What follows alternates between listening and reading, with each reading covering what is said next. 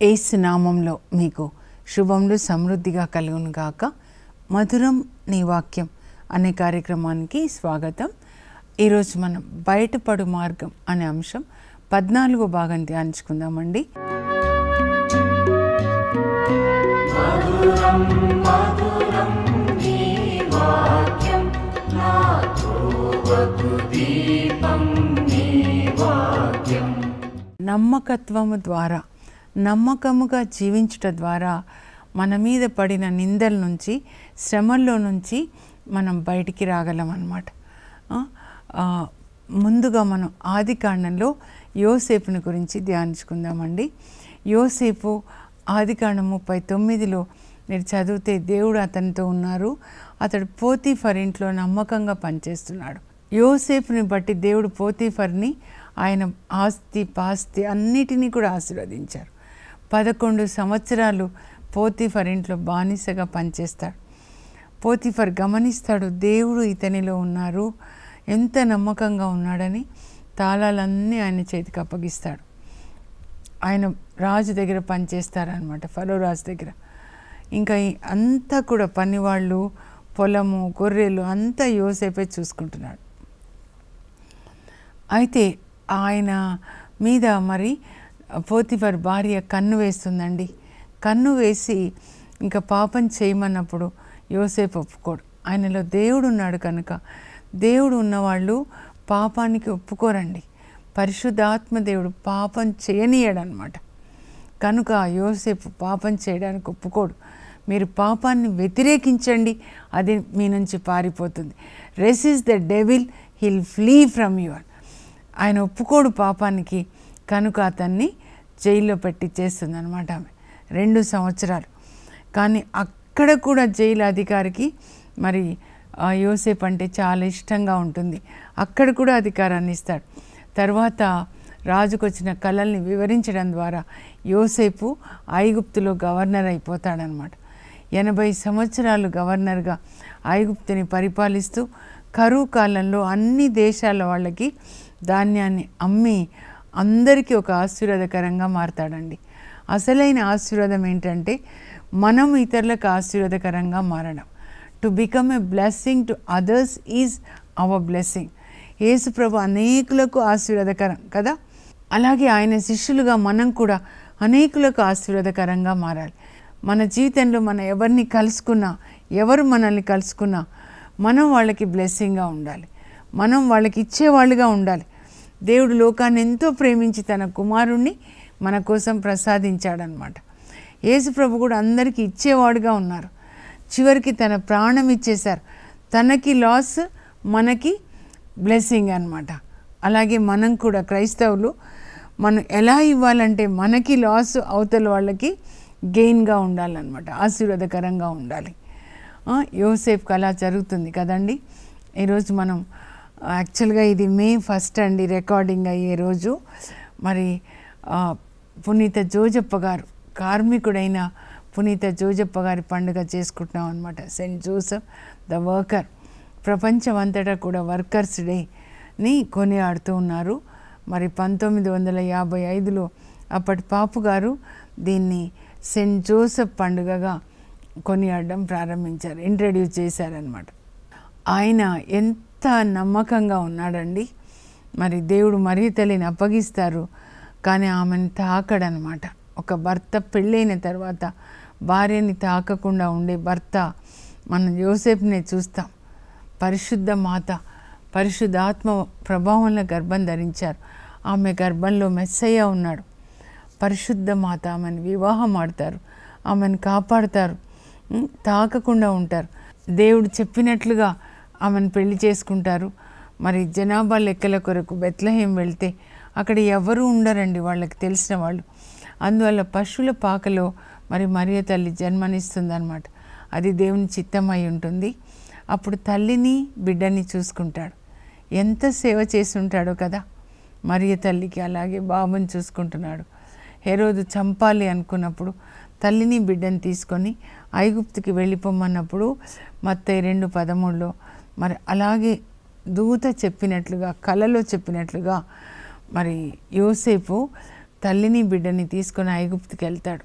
వాళ్ళు ఉన్న చోట నుంచి చూస్తే 300 మైళ్ళు అన్నమాట. తర్వాత అక్కడ కూడా ఆయన వడ్రంగి పనిచేసి కుటుంబాన్ని పోషిస్తాడు. తర్వాత దేవుడు మరలా మాట్లాడతారు ఐగుప్తులో ఉన్నప్పుడు. 2:19 మత్తయి 2:19 బిడ్డను చంపాలనుకున్న హెరోదు చనిపోయాడు కనుక తల్లిని బిడ్డను తీసుకొని తిరిగి ఇజ్రాయెల్ దేశానికి రమ్మన్నప్పుడు దేవుడు చెప్పినట్లుగానే చేస్తాడు. సైలెంట్ వర్కర్ ఆయన, ఎక్కడ ఆయన మాట్లాడినట్లు లేదు. కానీ ఆయన గురించి నీతిమంతుడు అని మత్తయి సువార్త 1:19 ఉంటుందన్నమాట. నీతిమంతులు అంటే దేవుని యొక్క స్వరాన్ని విని దేవుని చిత్తం చేసేవాళ్ళు, బైబిల్ గ్రంథాన్ని చదువుకొని దేవుని చిత్తం చేసేవాడు. దేవుడు చెప్పినట్లుగా చేశాడు. నోవా దేవుడు చెప్పినట్లుగా ఓడను నిర్మించాడు. ఆయన ఒక్కడే నీతిమంతుడు. ఆదికాండం 6లో, ఆ తర్వాత 7:1 కూడా ఉంటుందన్నమాట. దేవుడు చెప్పినట్లుగా, మోషే దేవుడు చెప్పినట్లుగా చేశాడు. మోషే అహరోన్లు దేవుడు చెప్పినట్టుగా చేశారు. నిర్గమకాండంలో 17 సార్లు ఉంటుందన్నమాట. అబ్రహాముని ఇలా వచ్చేయన్నప్పుడు దేవుడు చెప్పినట్లుగా అబ్రహాం వచ్చేసాడు. వాళ్ళు ఉంటున్న వాళ్ళ నాన్నతో ఉంటున్నాడు హూరు, మెసొపొటేమియాలో హూరు అనే చోట. అక్కడి నుంచి ప్రయాణం చేసి హారాన్, అక్కడి నుంచి షెకెం, కానా దేశానికి వస్తాడనమాట. వెంటనే దేవుడు చెప్తారు, నేను చెప్పినట్లుగా నువ్వు వచ్చావు కాబట్టి ఈ దేశాన్ని, కానా దేశాన్ని నీ పిల్లలకి వారసత్వ భూమిగా నేను ఇచ్చేస్తాను. దేవుడు వాగ్దానం చేస్తారు. యెహోషువ కాలంలో అది జరుగుతుందన్నమాట. దేవుడు చెప్పినట్లుగా మనం చేయాలండి. అలా యోసేపు చేస్తారు. ఆయనని జ్ఞాపకం చేసుకొని ఈరోజు భర్తలందరూ ఒక నమ్మకమైన భర్తగా మీ భార్యల విషయంలో ఉండండి. పెళ్లి రోజు వాగ్దానం చేశారు, నమ్మకంగా ఉండండి. అలాగే దేవుని కుమారుడు ఎవరి చేతిలో పెంచబడాలి, ఎవరు తండ్రిగా ఉండాలి, ఈ లోకపు తండ్రి. మరి జోజప్ప గారు యోసేపుని పరలోక తండ్రి నిర్ణయిస్తాడు. ఎంత చక్కగా పెంచుతాడండి. దేవుడు అంటే పరిశుద్ధుడు. మరి ఆ పరిశుద్ధుడిని పెంచడానికి తగిన పరిశుద్ధత యోసేపుకి మరియ తల్లికి ఉండాలి. పరిశుద్ధమైన వాతావరణంలో యేసు ప్రభు పెంచబడతారనమాట. అలా మనం నమ్మకమైన ఒక తండ్రిగా పిల్లలకి వాక్యాన్ని బోధించాలండి. మీరు లూకా 2లో చదివితే 51-52 యేసు ప్రభు తన తల్లిదండ్రులకు విధేయత కలిగి జీవించాడు. 30 సంవత్సరాలు విధేయించాడు. వడ్రంగి తండ్రికి వడ్రంగి పని చేశాడు. వాళ్ళ అమ్మకి విధేయించాడనమాట. అందుకే ఆయనని వడ్రంగి కుమారుడా అని పిలిచారు. దేవుని కుమారుడుగా గుర్తించలేకపోయారు. ఎవరి మనోనేత్రాలు చీకటిలో ఉంచబడ్డాయో, సైతాను మూసేశాడో, వాళ్ళు యేసు ప్రభుని చూడలేకపోయారు. మెస్సయ్యగా అపోస్తులు చూస్తారు, సమరీయులు కూడా చూస్తారు. ఆయన లోకరక్షకుడని మాకు తెలుసు అంటారు. సమారియా స్త్రీతో యోహాను 4:42 2 రోజులు యేసు ప్రభు వాళ్ళతో ఉన్న తర్వాత మాకు వాస్తవంగా తెలుసు ఈయన లోకరక్షకుడు అని.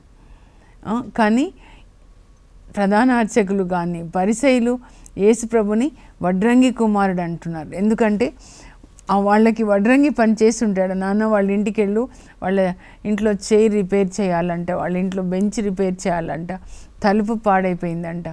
అలాగే చేశాడండి, విధేయత చూపించాడు. ఈ లోకపు తండ్రికి దేవుని కుమారుడు, దేవుడు ఆయన ద్వారా సమస్తాన్ని చేశారు. కానీ ఈ లోకపు తండ్రి ఒక రాజు కాదండి, వడ్రంగివాడు. కానీ ఆయనకు విధేయత కలిగి జీవించారు కనుక ఇంకా నెక్స్ట్ లూకా 2:52 ఏముంటుందంటే, యేసు ప్రభు ప్రాయంలో పెరిగి జ్ఞానంలో పెరిగి దేవుని దయలో ప్రజల దయలో వర్ధిల్లారు అని చెప్పి రాయబడి ఉందన్నమాట. ప్రాయం అంటే వయసు ప్రకారం 5-10 సంవత్సరాలు అట్లా వయసు ప్రకారం పెరుగుతున్నాడు. జ్ఞానంలో పెరిగాడు. ఏ జ్ఞానం అండి? దేవుని యొక్క జ్ఞానం అన్నమాట. దేవుని దయలో ప్రజల దయలో వర్ధిల్లాడు. అందుకే యేసు ప్రభు బాప్తిస్మం తీసుకొని నీటి నుంచి వెలుపలికి వచ్చి ప్రార్థించుచుండగా పరలోకం తెరవబడింది. పరిశుద్ధ ఆత్మ ఆయన మీదకి పౌరం రూపంలో వచ్చారు. పరలోక తండ్రి సాక్ష్యం ఇస్తున్నాడు, ఈయన నా ప్రియమైన కుమారుడు, ఇతని యందు నేను ఆనందిస్తున్నాను. ఎప్పుడు కూడా తన ఈ లోకపు తల్లిదండ్రులకు విధేయించాడు. బాప్తిస్మం అంటే, నాన్న నేను నా సొంత చిత్తానికి మరణించి నీ చిత్తం చేయడానికి నన్ను సమర్పించుకుంటున్నాను. అదే అన్నమాట బాప్తిస్మం అంటే. ఈ శరీరం మరణించాలండి. ఈ శరీరంలో పుట్టే కోరికలన్నీ సమాధి చేయాలన్నమాట. అలా యోసేపు ఒక నమ్మకమైన భర్తగా, ఒక నమ్మకమైన తండ్రిగా తన బాధ్యతలు తాను నిర్వర్తించాడు. అలాగే కష్టపడి వడ్రంగి పనిచేసి కుటుంబాన్ని పోషించుకున్నాడు. ఆయనని మనం మాదిరిగా తీసుకోవాలండి. ఆ కుటుంబాన్ని మనం మాదిరిగా తీసుకోవాలి. ఆ తర్వాత దావీదుని ఒకసారి మనం చూద్దామండి. దావీదు గొర్రెలు కాస్తూ ఉన్నాడు. 1 సమూయేలు గ్రంథంలో 16వ అధ్యాయంలో దావీదుని గురించి రాయబడి ఉంటుంది. అది బెత్లెహేమ్ అన్నమాట. క్రీస్తు పూర్వం 1000 సంవత్సరాల క్రితం బెత్లెహేమ్లో ఆయన ఈషాయి అనే గొర్రెల కాపరికి 8వ కొడుకుగా పుడతాడు. తెలివి లేనివాడని వాళ్ళ నాన్న ఈషాయి గొర్రెలు కాయడానికి పంపిస్తాడు. నమ్మకంగా గొర్రెలు కాస్తాడండి దావీదు. ఎంత నమ్మకం అంటే ఆయన వాళ్ళ అన్నయ్యల దగ్గరికి యుద్ధం జరుగుతూ ఉంటుంది అన్నమాట. 1 సమూయేలు గ్రంథం 17వ అధ్యాయంలో ఒకవైపు ఫిలిస్తీన్లు, ఒకవైపు ఇజ్రాయిల్ ప్రజలు అన్నమాట. ఈలా అనే వ్యాలీలో, సింధూరపు లోయలో ఫిలిస్తీన్ల వైపు పెద్ద గొలియాతు ఉంటాడు. 40 దినాల నుంచి సవాల్ చేస్తున్నారు, మీలో నుంచి ఒక్కరిని ఎన్నుకొని పంపించండి, నేను అతనితో యుద్ధం చేస్తానని అన్నమాట. అప్పుడు చూడండి దేవుని యొక్క ప్రణాళిక. 16వ అధ్యాయంలో దేవుడు సమూయేలు ప్రవక్తను పంపించి దావీదుని తైలపు కొమ్ముతో తైలం పోసి అభిషేకిస్తాడండి ఇజ్రాయెల్ ప్రజలకి రాజుగా. అప్పుడు పరలోకం నుంచి దేవుని యొక్క ఆత్మ దావీదు మీదకి దిగివచ్చి దావీదుతో ఉండిపోయింది అని వ్రాయబడుతుంది అన్నమాట. తైలము పరిశుద్ధాత్మకి సాదృశ్యంగా ఉంటుందండి. ఆ పరిశుద్ధాత్మని పొందిన తర్వాత పరిశుద్ధాత్మ దావీదుని యుద్ధభూమికి తీసుకొని వెళ్ళి గోలియాతు ముందు నిలబెడుతున్నాడు అన్నమాట. అప్పుడు గోలియాతుని ఆయన చంపేస్తాడు. తర్వాత సైన్యాధికారి అయిపోతాడనమాట. తర్వాత సౌలు చాలా చాలా కష్టపెడతాడు. ఎంత కష్టపెడతాడండి, ఎక్కడ గుహల్లో దాక్కుంటాడు. ఆ గుహలు కూడా మల విసర్జనకి వాడే గుహలు అన్నమాట. అప్పుడు సౌలు కూడా అక్కడికి వస్తాడు, కానీ సౌలుని తాకడు దావీదు. ఎన్ని శ్రమలు, 13 సంవత్సరాలు, 30 సంవత్సరాలకి రాజు అవుతాడు. అయితే ఆ గొలియాతుని చంపడానికి వెళ్ళే ముందు సౌలుతో అంటాడు, నాకు ఆ సింహాల మీద, ఎలుగుబంట్ల మీద జయమిచ్చిన దేవుడు గొలియాతు మీద కూడా నాకు జయమిస్తాడు, యుద్ధం యావేది అంటాడనమాట. అంటే వాళ్ళ నాన్న గొర్రెలు కాచేటప్పుడు సింహాలు వచ్చినప్పుడు ఒకసారి ఒక గొర్రె పిల్లని సింహం మింగుతుందండి. అంటే ఇట్లా పట్టుకుంటుంది. ఇట్లా ఆ సింహాన్ని ఇట్లా మరి నోరు తెరిచి దాన్ని చీల్చి ఆ సింహం నోట్లో నుంచి గొర్రె పిల్లని కాపాడతాడు. అప్పుడు ఎవ్వరూ చూడరండి. ఆయన ఒంటరిగా మైదానంలో గొర్రెల్ని కాస్తున్నాడు. మా నాన్న అన్నయ్యని చదివిస్తున్నాడు, నన్నేమో ఇలా గొర్రెల్ని కాయడానికి పంపించాడు, గొర్రెలకి ఏమైతే కానీ అని అనుకోలేదు. సింహంతో పోరాడుతున్నాడు చిన్న పిల్లవాడు. అంటే ఎంత నమ్మకంగా పనిచేస్తున్నాడండి. దేవుడు మన రహస్యమైన పనులు చూస్తారు తెలుసా, మనుషులు చూసేటప్పుడు కాదు. ఇంత ఒక గొర్రె పిల్ల కొరకు ప్రాణాలకి తెగించి సింహంతో పోరాడి గొర్రె పిల్లని కాపాడుతున్నాడు.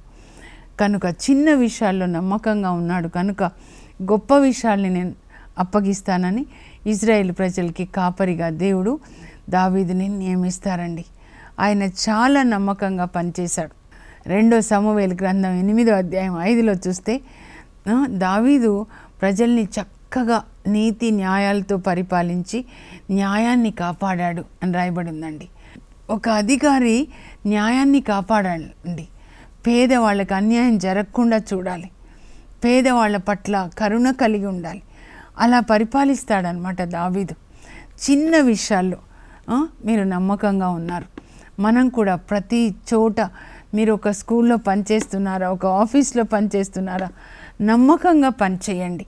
డబ్బు విషయంలో కూడా నమ్మకంగా ఉండండి. లూకా సువార్త 16 మీరు చదివితే 10-11 వచనాలండి దేవుడు నాతో కూడా మాట్లాడారనమాట. చూడండి, మీరు స్వల్ప విషయాల్లో నమ్మదగిన వారుగా ఉంటే మీరు గొప్ప విషయాల్లో కూడా నమ్మదగిన వారుగా ఉంటారు. నమ్మకంగా ఉన్నాడు దావీదు, అర్థమవుతుందా? అలా అందువల్ల దేవుడు ఆయనని రాజుని చేశారు. ఎవరు చూడలేదండి, ఆయన గొర్రెలు కాచేటప్పుడు ఎవరు చూడలేదు, కానీ మంచి కాపరిగా కాపాడాడు. అందువల్లనే దేవుణ్ణి అడుగుతున్నాడు, నువ్వు నన్ను మంచి కాపరిగా కాపాడయ్యా, పచ్చిక గల చోట్ల నన్ను నడిపించు. అలా గొర్రెల్ని నడిపించాడనమాట. శాంతికరమైన జలంల యొద్దకు నన్ను నడిపించు ప్రభా అని అంటాడు. అంత నమ్మకంగా ఉంటాడు. యోసేపు కూడా అంత నమ్మకంగా పోతీఫర్ దగ్గర ఒక బానిసగా డబ్బు విషయంలో నమ్మకంగా ఉంటాడు. లూకా 16:10-11 ఏం చెప్తున్నారంటే, మీరు చిన్న పనిలో చిన్న విషయాల్లో నమ్మకంగా ఉంటే గొప్ప వాటిలో కూడా నమ్మకంగా ఉంటారు అని. నెక్స్ట్ ఏం చెప్తున్నారు చూడండి, మీరు మీ సొంత డబ్బు విషయంలో నమ్మకంగా లేకుండా ఉంటే, మీ సొంత విషయాల్లో మీది కాంతి మీకు ఎవరు ఇస్తారు? మీరు ఒకవేళ ఇంట్లో ఉన్నారేమో, ఒక భర్తగా, భార్యగా, కొడుగ్గా నమ్మకంగా ఉంటున్నారా? పని చేసే చోట మీరు నమ్మకంగా ఉన్నారా? 8 గంటలు పని అంటే టైంకి వస్తున్నారా? పని చక్కగా చేస్తున్నారా? మీరు టీచర్ అయితే టీచర్గా, పిల్లలు వస్తారు 8:30 అంటే పిల్లలకంటే మనం కొంచెం ముందు క్లాస్లో ఉండాలి కదండి, ప్రిపేర్ అయ్యి చెప్పాలి కదా. మత్తయి సువార్త 25వ అధ్యాయంలో యేసుప్రభు యొక్క చివరి ప్రసంగం అండి. 5 ప్రసంగాలు ఉంటాయి మత్తయి సువార్తలో యేసుప్రభు చేసినవి, తప్పకుండా చదువుకోవాలి. మత్తయి 5, 6, 7 కొండ మీద ప్రసంగం, మొదటి ప్రసంగం అన్నమాట. రెండోది మత్తయి 10లో ఉంటుంది. శిష్యులకి మాత్రమే ఆదేశాలు, ఇన్స్ట్రక్షన్స్ ఇస్తారు. దేవుని సేవ చేశారు యేసుప్రభు, శిష్యులుగా ఉన్నవాళ్ళు ఎలా ఉండాలి అని చెప్పి. తర్వాత 13వ అధ్యాయం అన్నమాట. అక్కడ దేవుని యొక్క రాజ్యం గురించి చెప్తారు. దేవుని రాజ్యం అంటే యేసుప్రభే. దేవుని యొక్క రాజ్యం చిన్న అవగింజలాగా ఉంటే తర్వాత మహావృక్షం అవుతుంది. మదర్ తెరీసా తల్లిని తీసుకోండి, లేకపోతే ఏ కాంగ్రిగేషన్ స్టార్ట్ చేసిన వాళ్ళైనా, విన్సెంట్ డి పాల్ గారు, లేకపోతే డాన్ బోస్కో గారు, ఎవరిని స్టార్ట్ చేసి చిన్నగా స్టార్ట్ అవుతుంది, తర్వాత మహావృక్షం అయిపోతుంది. తర్వాత 18వ అధ్యాయంలో 4వ ప్రసంగం సోదర ప్రేమని గురించి చెప్తారు. ఎలా ఒకరినొకరు క్షమించుకోవాలి, ఎలా కరెక్ట్ చేయాలి. చివరి ప్రసంగం దేవాలయంలో ఉంటుందండి. మత్తయి సువార్త 22వ అధ్యాయంలో ఉంటుంది, 21వ వచనం నుంచి, ఆ తర్వాత 23 నుంచి. తర్వాత ఆ దేవాలయం నుంచి బయటకు వచ్చిన తర్వాత ఓలివ కొండ మీద ఇంకా శిష్యులకి చివరి ప్రసంగం అన్నమాట. మత్తయి 24, 25 ముఖ్యమైనవండి.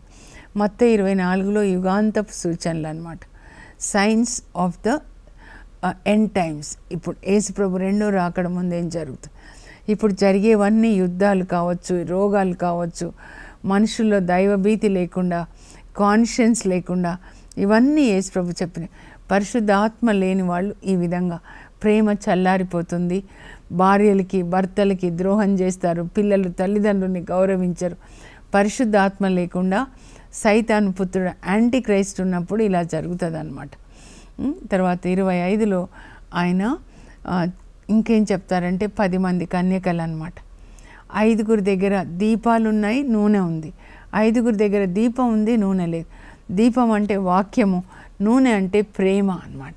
ప్రేమ ఉన్నవాళ్ళు యేసు ప్రభుతో వెళ్ళిపోతారన్నమాట. అదే చివరి దాంట్లో కూడా చెప్తారు, ఆకలి లేని వాళ్ళకి అన్నం పెట్టిన వాళ్ళు, బట్టలు లేని వాళ్ళకి బట్టలు ఇచ్చిన వాళ్ళు పరలోకానికి యేసు ప్రభు తీసుకెళ్తారు, వాళ్ళ నీతిమంతులు అంటారనమాట. అయితే దానికి మధ్యలో ఇంకొకటి చెప్తారండి, ఒక వ్యక్తి దూర ప్రయాణం చేస్తూ వెళ్తూ తన ఆస్తిని సేవకులకి ఇచ్చాడు అని. ఆ వ్యక్తి ఎవరంటే యేసు ప్రభే. పరలోకానికి వెళ్ళేటప్పుడు తన సేవకులకు అన్నమాట తన ఆస్తి అంటే గొర్రెల్ని అప్పగించి వెళ్ళిపోయాడు. ఒకరికి 5 వరహాలు, ఒకరికి 2, ఒకరికి 1. తర్వాత ఇప్పుడు తిరిగి వస్తారు. ఇప్పుడు రెండో రాకడ వచ్చినప్పుడు, ఏం చేసావు, నేను నీకు ఇంత టాలెంట్ ఇచ్చాను కదా జెసింత అని అడుగుతారు కదా. అప్పుడు 5 ఇచ్చిన ఆయన, అయ్యా నేను కష్టపడి ఇంకొక 5 సంపాదించాను. అప్పుడు ఏమంటారో మీరు జాగ్రత్తగా వినండి. మత్తయి 25, 21 అండి. మంచిది, నువ్వు నమ్మకమైనటువంటి సేవకుడవు, చిన్న విషయాల్లో శ్రద్ధ వహించావు కనుక నీకు గొప్ప విషయాల్ని నేను అప్పగిస్తాను. నీ యజమానుని ఆనందంలో పాలు పంచుకో. యేసుప్రభు చెప్తున్నారు గొప్ప విషయాలు. యేసుప్రభు మేఘాల్లో వచ్చిన తర్వాత ఈ సేవకులందరికీ ఆయన తిరిగి వచ్చి భూమిని పరిపాలిస్తాడు 1000 సంవత్సరాలు. అప్పుడు ఒకరికి ఒక దేశం, ఒక పట్టణం అవన్నీ ఇస్తాడనమాట. నీవు ఉత్తముడవు, నమ్మిన సేవకుడవు, నమ్మిన బంటు అని చెప్తున్నారనమాట. 2 వరహాలు ఇచ్చిన ఆయనతో కూడా అదే చెప్తారు. 1 వరహ ఇచ్చిన ఆయన ఏమంటాడంటే, నువ్వు విత్తనాలు వేయని చోట పంటకు వస్తావు, అందుకనే నీవు ఇచ్చినటువంటి ఆ వరహాన్ని అంటే టాలెంట్ భూమిలో పెట్టాను. మీకు మనందరికీ టాలెంట్స్ ఇచ్చారండి దేవుడు, ప్రతి ఒక్కరికి ఇచ్చారు. దాన్ని మనం ఏం చేయాలి, దాన్ని మనం ఉపయోగించాలన్నమాట. సోమరులుగా ఉండొద్దు. ఈ సోమరి అయిన ఆయన ఏమంటాడంటే, భూమిలో పాతి పెట్టాను, నేను తెచ్చి మళ్ళీ నీకు ఇచ్చేస్తా అంటే, నేను నాటని చోట విత్తనాలు వేయని చోట పంటకు వస్తాను అంటున్నావు కదా, మరి అట్లాంటప్పుడు నువ్వు దాన్ని వడ్డీకి ఇస్తే కొంచెం వడ్డీ కొంచెమన్నా వచ్చేది కదా. ఓరి సోమరి దుష్ట సేవక అని చెప్పి ఆ సేవకులకి చెప్తాడు. ఇతన్ని కాలు చేతులు బంధించి చీకటి గదిలోనికి త్రోసేయండి, అక్కడ ఏడ్చుట పండ్లు కొరుకుట ఉంటుంది. దొంగతనాలు చేసిన వాళ్ళు, వ్యభిచారం చేసిన వాళ్ళు, అబద్ధాలు చెప్పేవాళ్ళు, విగ్రహారాధకులు మాత్రమే కాదండి నరకానికి వెళ్ళేది, సోమరులు అన్నమాట. జీతం తీసుకొని పని చేయకపోతే దాన్ని దొంగతనం అంటారు. ప్రతి పైసా మీరు తీసుకునేది మీరు పని చేయాలండి. పని కావాలి అని అడుగుతారు, మరి దొరికిన తర్వాత పని చేయాలి కదా. ముగించే ముందు కొలొస్సీ 3వ అధ్యాయంలో 22 నుంచి 25 వరకు అక్కడ దేవుడు చెప్తున్నారు, దాసులారా మీరు మీ యజమానుడు చూస్తున్నప్పుడు మాత్రమే నటించకుండా, వాళ్ళు చూస్తున్నప్పుడు పని చేయడము కాకుండా మీరు దేవునికి పని చేస్తున్నారు అనుకొని చిత్తశుద్ధితో మంచి హృదయంతో మీ హృదయాన్ని పెట్టి మీరు పని చేయండి. అదే నిజమైన ఆరాధన. Work is worship. మీరు చక్కగా పని చేయండి, ఎందుకంటే మీకు బహుమతి ఇచ్చేది మీ పనికి దేవుడే కానీ మనుషులు కాదు. ఎవరైనా కావచ్చు, నమ్మకంగా లేని వాళ్ళు దేవుడు అందరికీ తీర్పు తీరుస్తారు, పక్షపాతం చూపించరు. మీరు ఏ పొజిషన్లో ఉన్నారో, పెద్ద పనో చిన్న పనో, ఎంత జీతం తీసుకుంటున్నారు, గంటకి మీకు ఎంత డబ్బులు, కొన్నిసార్లు ఒక్కొక్క 1000 వస్తుందండి గంటకి. అంత పని మనం చెయ్యాలి. ఆ కృపని దేవుడు పరిశుద్ధాత్మ ద్వారా మనకి దయచేదురుగాక. మీరు ఎప్పుడైతే పనిలో నమ్మకంగా ఉంటారో, మీ చుట్టూ ఎంతమంది దానియేలుని సింహాల బోన్లో వేస్తారు, కుట్రలు పన్ని, యోసేపుని మరి జైల్లో పెట్టించేస్తారు. దావీదు కూడా చూడండి ఎంత కష్టం అండి, సౌలు ఎంత కష్టపడతాడు, కానీ ఆ నమ్మకంగా వీళ్ళు పనిచేశారు కాబట్టి ఆ శ్రమలన్నిట్లోంచి కాపాడతారు. పౌల్ని కూడా ఆ శ్రమలన్నిట్లోంచి దేవుడు కాపాడతారు. సింహాల నోటి నుంచి నన్ను కాపాడారని చెప్పారు. కనుక మీరు ఎలా ప్రార్థించుకోవాలంటే, ప్రభువా నేను నమ్మకంగా పని చేయాలి, నాకు ఒక ఉద్యోగాన్ని ఇచ్చావు, నేను ఎంత జీతం తీసుకుంటున్నానో నమ్మకంగా పని చేయాలి ప్రభా. ఒక నమ్మకమైన భర్తగా, ఒక నమ్మకమైన భార్యగా, నమ్మకమైన తల్లిదండ్రులుగా, నమ్మకమైన పిల్లలుగా పని చేసే చోట, వర్క్ ప్లేస్లో మీకు మహిమ కలిగే విధంగా డబ్బు విషయంలో కానీ పని విషయంలో కానీ ఎక్సలెంట్గా ఉండేటట్లు. దానియేలు ఎక్సలెంట్గా ఉన్నాడంట. 120 మంది గవర్నర్స్లో 120 ప్లస్ 3 అనమాట. దానియేలు 6వ అధ్యాయంలో ఈ 120 ముగ్గురులో ఎక్సలెంట్ అనమాట. అలా మనం పని చేస్తే ఎక్సలెంట్గా ఉండాలండి. ప్రార్థన చేసుకుందాం. పరలోకపు మా తండ్రి, మీ పరిశుద్ధ నామమునకు స్తోత్రం కలుగునుగాక. మీరెంత ఎక్సలెంట్ ప్రభా, భూమిని ఎంత అందంగా మీరు సృజించారు కదా. మేము కూడా అంత ఎక్సలెంట్గా పనిచేయాలి, మీలాగే కష్టపడి పని చేయాలి ప్రభా. మా పని వల్ల అనేకులు ఆశీర్వదించబడాలి. ఆ కృపని మాకు దయచేయండి. యేసు నామంలో అడుగుచున్నాం తండ్రి, ఆమెన్. మీ పని ఎంత ఎక్సలెంట్గా ఉండాలంటే మీ వల్ల అందరూ ఆశీర్వదించబడాలి. చూడండి, థామస్ అల్వా ఎడిసన్ బల్బుని ఆయన డిస్కవర్ చేశాడు, చాలా డిస్కవర్ చేశాడు. అందుకే ఫాదర్ ఆఫ్ ఇన్వెన్షన్స్ అంటారు. ఆ బల్బ్స్ ఉండడం వల్ల ఈరోజు నేను మీకు వాక్యం చెప్తున్నాను కదా. కనుక మీ పని వల్ల రతన్ టాటా చూడండి ఎన్ని బిజినెస్ అండి, ఎంతమందికి ఆశీర్వాదకరంగా ఉన్నాడు. దేవునికి కావాల్సింది అదే అనండి, ఎక్సలెంట్గా పనిచేసి మనం అనేకులకు ఆశీర్వాదకరంగా ఉండాలి. Work is worship. God bless you. Have a blessed day.